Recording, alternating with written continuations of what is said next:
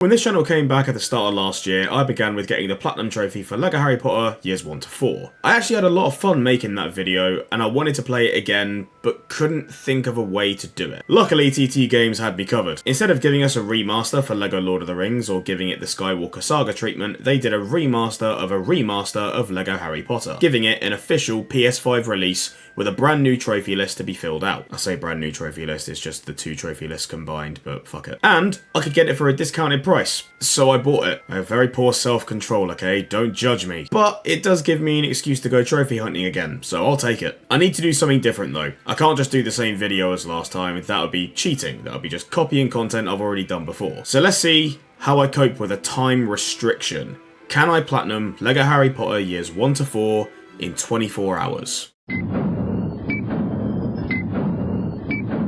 I think I'll be tackling the trophies in roughly the same order, mainly because you get a load in that kind of given order regardless. Beat the story, grabbing what I can along the way, grab Snape for Dark Magic, do the 100%, finishing with the complete random task with certain character trophies. First step, clear out the first couple of levels and lessons so I can get to the courtyard and grab the Collect Ghost Studs red brick. Having that activated, each ghost stud left behind as a guide by Nearly Headless Nick gives me 1,000 studs. It is a great way to grab early game money, and in a matter of time, we have the Ghostly Treasure Trophy for collecting 500 Ghost Studs, and grabbing it just outside of our next trophy opportunity. The trophy Quick Quidditch is awarded for completing the Philosopher's Stone Quidditch level in less than 5 minutes. Very straightforward and can be done easily, so in no time, we have trophy number 2. Our next trophy comes in 1-5. The Forbidden Forest level from year 1 is filled with massive wasps. Perfect time to use Fang to defeat a load of them for good dog. And finishing year 1 gets us the Junior Trophy. An hour and a half in, Philosopher's Stone done, and 4 trophies obtained. Chamber of Secrets doesn't offer much in terms of trophy achievement. The first level gives, I think, the fastest way to run over an NPC 10 times with a vehicle, so I'll run over Ron with a massive pumpkin for Watch Out. Next trophy is for using Ron to defeat a load of spiders, and it's best to do this in the second Forbidden Forest level for Arachnophobic. And finishing year 2 grants us Senior. 3 hours in, 7 trophies obtained, and 20% game completion. We're on good pace. Before proceeding into the Prisoner of Azkaban, I grabbed the Glacier spell and ran up and down Diagon Alley like a menace, freezing people for Chilled Out. Prisoner of Azkaban is actually the lightest in terms of trophy achievement. We only really get 1 trophy, 2 if you decide to use the time turner before it's really of any use. We'll get that one later in the Hogwarts cleanup. We do, however, have our first instance of being able to obtain a full crest in a level without needing free play. In fact, I think it might be the only one. All the levels have certain requirements to meet to get that 100% completion. Things like character tokens, this game's version of the stud completion bar for True Wizard, students in peril, and instead of mini kits, we have house crests. Being able to get a full crest early on feels really good, and it's something I don't need to worry about later. Well, I've never seen that happen before. No, seriously, I've played this game a load of times since it first came out in 2010. Oh, saying that out loud. God, I'm old. I got this game for my 12th birthday for the PS3. Yikes. Finishing year 3 gets us the Prefect Trophy, and we're free to move on to the Goblet of Fire.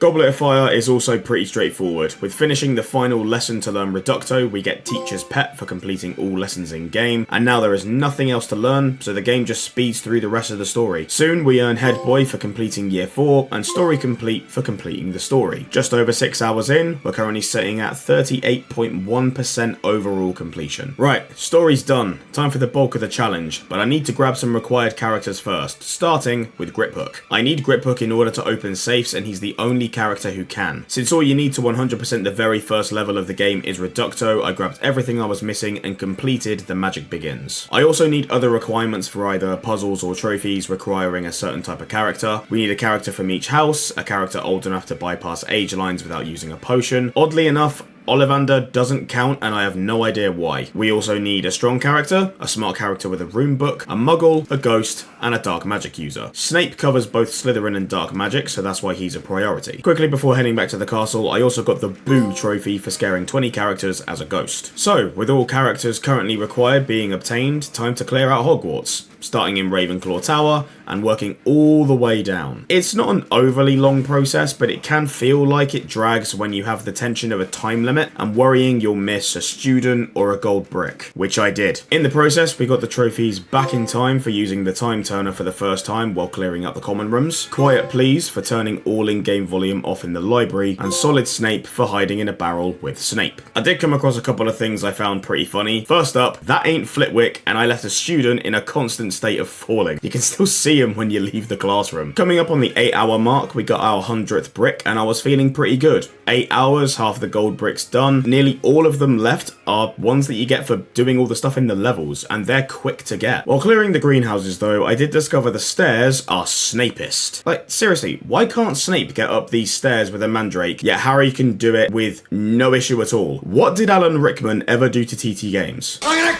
cut your heart out with a spoon! Why a spoon, cousin?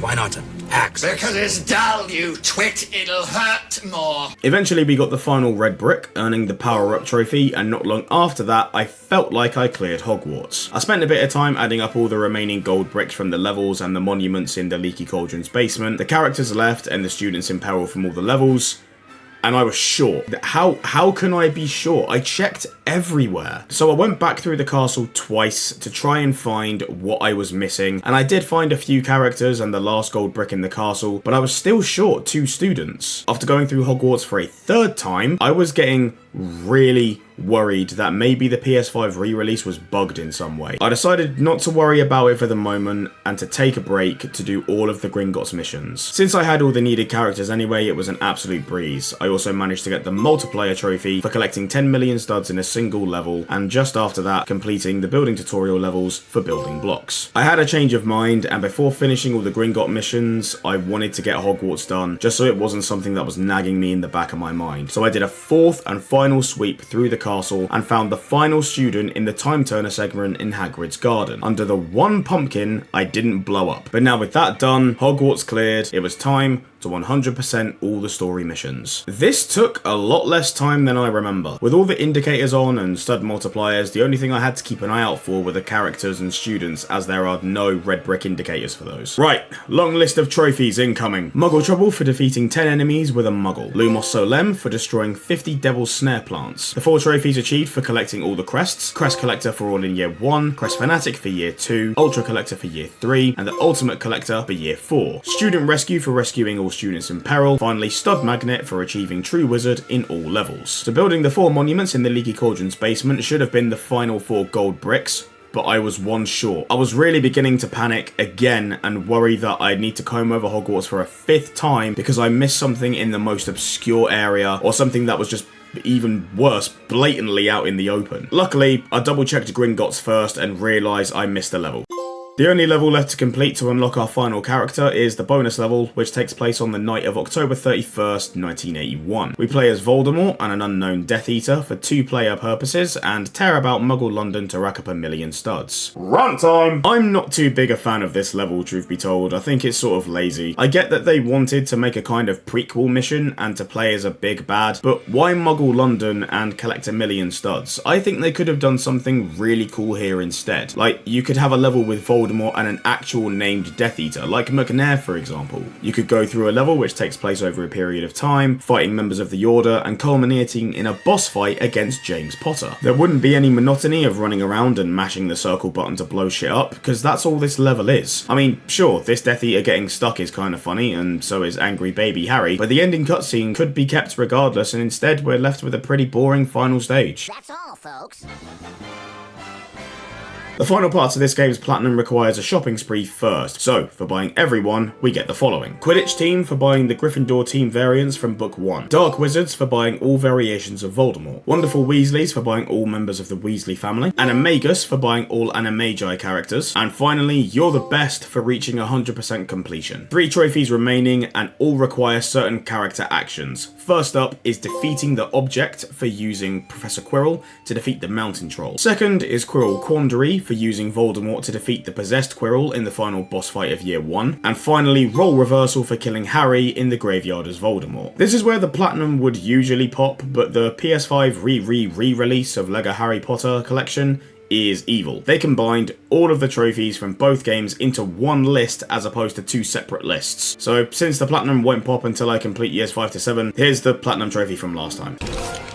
And that is it. Platinum achieved. Kind of. But how did I do? Well, since I can't find an in-game clock that tells me how long it took, like with what you get in the LEGO Star Wars hub area, I need to go off my recording times. I recorded all of my gameplay for this exact purpose, and totaling it all up, we come to a completion time of 13 hours, 22 minutes, and 41 seconds. Now, to platinum a LEGO game without any glitches or exploits in less than 13.5 hours sounds pretty quick, but I know for a fact I can do this faster. With better routing and knowledge of where certain things are, I reckon I could get this time down to 12 hours at least. I might have to give that a go one day, but for now, I did what I set out to do, and platinum LEGO Harry Potter years 1 to 4 in less than 24 hours. Damn, I'm good!